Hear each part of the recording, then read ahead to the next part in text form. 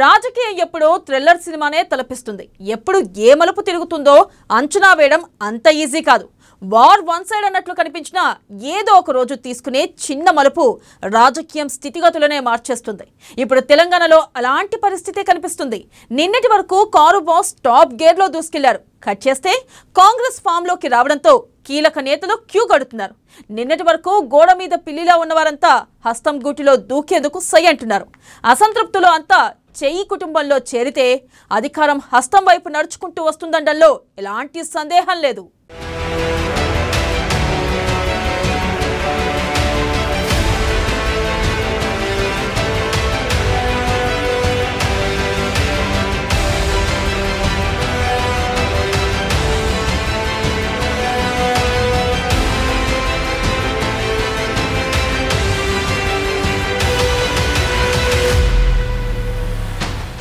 కాంగ్రెస్ నేతల్లో పెరిగిన దూకుడు, పదునైన మాటలతో ప్రత్యర్థికి చుక్కలు, నెక్స్ట్ అధికారం హస్తందేనని ప్రజల వైపు అడుగులు.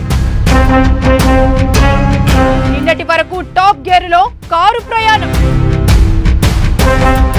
కారు దిగేసి హస్తం గూటికి క్యూ కట్టిన అసంతృప్తులు, కమలాన్ని ఢీలా పడేసిన కన్నడ ఫలితం, పొంగులేటి జూపల్లి రాకతో పెరిగిన హస్తం బలం, మరికొంతమంది కాంగ్రెస్ లో చేరే అవకాశం.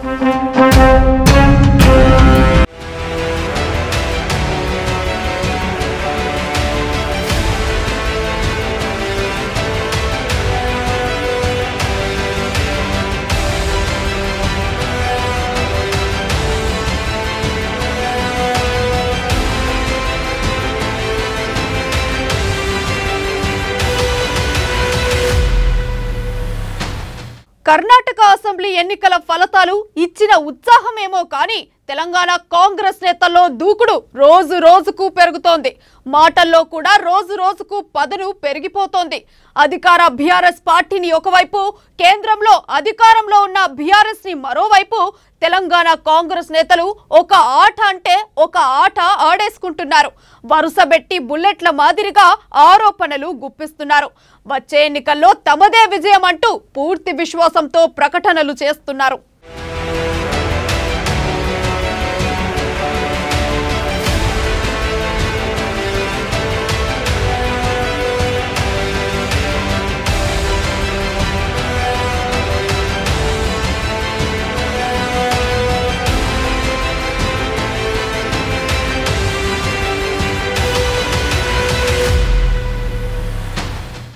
గత 2 సార్లు జరిగిన ఎన్నికల్లో కేసీఆర్ ఆటతో తెలంగాణలో రాజకీయం అల్లాడిపోయింది.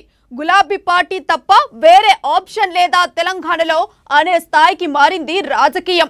తర్వాత జరిగిన మెజారిటీ ఉప ఎన్నికల్లో బీఆర్ఎస్ విజయం సాధించడం, స్థానిక ఎన్నికల్లోనూ రికార్డులు క్రియేట్ చేయడంతో కారు జోరుకు బ్రేకులు లేకుండా పోయాయి.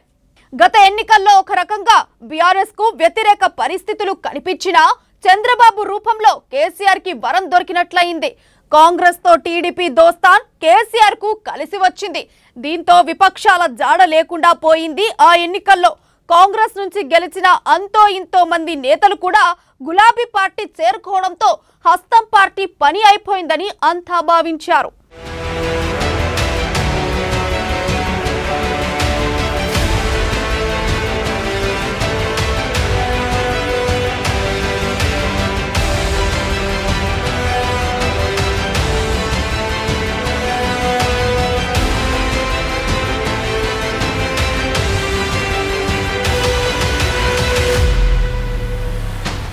ఇక అదే సమయంలో బీజేపీ సీన్ లోకి వచ్చింది. వరుసగా ఉప ఎన్నికల్లో విజయం సాధించడంతో బీఆర్ఎస్ కు బీజేపీనే ప్రత్యామ్నాయమా అనే చర్చ జరిగింది. దుబ్బాక, గ్రేటర్ హైదరాబాద్ తో పాటు హుజూరాబాద్ విజయంతో గాల్లో తేలినట్లు కనిపించిన బీజేపీకి మునుగోడు ఓటమితో రియాలిటీ అర్థమైంది. హైదరాబాద్ దాటిన తర్వాత గ్రామీణ ప్రాంతాల్లో బీజేపీకి అంత సీన్ లేదని అర్థమైంది. క్షేత్రస్థాయిలో మరింత బలం పెంచుకోవాలని అర్థమైంది. ఇలాంటి పరిస్థితుల మధ్య కర్ణాటక ఫలితం కమలం పార్టీని మరింత దెబ్బతీసింది. కాంగ్రెస్ పార్టీ కార్యకర్తలు పరిగెత్తుకుంటూ వస్తుంటే వాళ్ళ కళ్ళల్లో ఆనందం చూసిన, వాళ్ళ కళ్ళల్లో కసి చూసిన, వాళ్ళ కళ్ళల్లో పట్టుదల చూసిన, వాళ్ళ కళ్ళల్లో విజయ దరహాసం చూసిన కాంగ్రెస్ పార్టీ శ్రీమతి సోనియా గాంధీ గారి నేతృత్వంలో ఈ తెలంగాణలో బడుగు బలైన దళిత గిరిజన మైనారిటీ మహిళల కోసం ఈ తెలంగాణ గడ్డ మీద మువ్వన్నెల జెండాను ఎగరేసి ఏ ఆశయాల కోసమైతే తెలంగాణ రాష్ట్రం ఇచ్చిందో ఆ ఆశయాలను సిద్ధించే రోజు వచ్చిందని చెప్పి కార్యకర్తల కళ్ళల్లో నాకు కనిపించింది. ఇవాళ ఈ గడ్డ మీద నుంచి కల్వకుంట్ల చంద్రశేఖరరావు గారికి హెచ్చరిక జారీ చేస్తున్నా. తండ్రి కొడుకుల ఇద్దరికి ఈ గడ్డ మీద నుంచి చెప్పదలుచుకున్న 119 నియోజకవర్గాలలో మొట్టమొదటి కాంగ్రెస్ పార్టీ జెండా ఎగరబోయే నియోజకవర్గం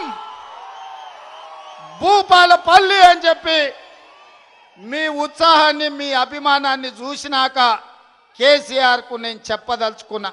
వచ్చిన తెలంగాణ రాష్ట్రంలో సింగరేణి కార్మికుల యొక్క హక్కులను కాల రాసి ఈ తెలంగాణ ప్రాంతాన్ని రావణ కాష్టంగా మార్చి బొందల గడ్డగా మార్చిందే కల్వకుంట్ల చంద్రశేఖరరావు అని ఈ వేదిక మీద నుంచి నేను ఆరోపణ చేస్తున్నా. కన్నడ రిజల్ట్ తో బీఆర్ఎస్ లో అసంతృప్తితో ఉన్న నేతలు, గోడ మీద పిల్లిలా ఉన్న నాయకులకు ఇప్పుడు కాంగ్రెస్ బెస్ట్ ఆప్షన్ గా కనిపిస్తోంది. ఇదే ఇప్పుడు హస్తం పార్టీకి ఫుల్ జోష్ ఇస్తోంది. ఇప్పటికే పొంగులేటి, జూపల్లి చేరిపోయారు. మరిన్ని చేరికలు ఉండబోతున్నాయనే క్లారిటీ వచ్చింది. పొంగులేటి సైతం రానున్న రోజుల్లో ఊహించని రేంజ్ లో కాంగ్రెస్ లో చేరికలు ఉంటాయన్నారు.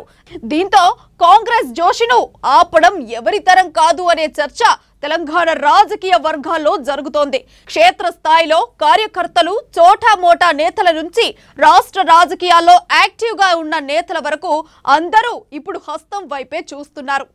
ఈనాడు అధికారంలో ఉన్న బీఆర్ఎస్ పార్టీ బెర్రగిస్తే బెర్రక ఒక పక్క బీఆర్ఎస్ పార్టీ ఉంది, రెండో పక్క యాంటీ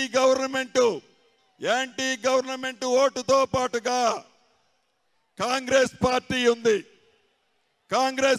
ఉంది. అంటే కాంగ్రెస్ పార్టీనే భవిష్యత్తులో ఈ బీఆర్ఎస్ పార్టీని ఇంటికి పంపించగలదు. ఈ బీఆర్ఎస్ పార్టీని బంగాళాఖాతంలో వేయాలి అంటే కాంగ్రెస్ పార్టీతోనే సాధ్యము. ఇక ఏ పార్టీతో కూడా సాధ్యం కాదు అని తలంచి మనందరం కూడా ఈనాడు కాంగ్రెస్ పార్టీలో జాయిన్ అయ్యాం. చివరగా ఈ కాంగ్రెస్ పార్టీ రాహుల్ గాంధీ గారి భారత్ జోడో యాత్ర ద్వారా అద్భుతంగా గ్రాఫ్ ఈ తెలంగాణ రాష్ట్రంలోనే కాదు యావత్ దేశంలో డ్రాస్టిక్ గా ఇంక్రీజ్ అయిన మాట వాస్తవం. ఎవరవునన్నా కాదన్నా.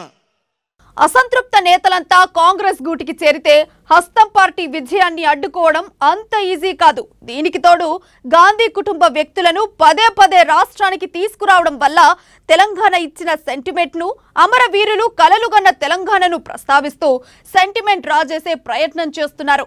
ఇక అటు 10 ఏళ్లు అధికారంలో ఉన్న పార్టీగా బీఆర్ఎస్ మీద ఉన్న వ్యతిరేకత కూడా కలిసొచ్చే అవకాశం ఉంది. ఎలా చూసినా కాంగ్రెస్ ను ఆపడం సాధ్యమవుతుందా అనే చర్చ జనాల్లో, రాజకీయ వర్గాల్లో జరుగుతోంది.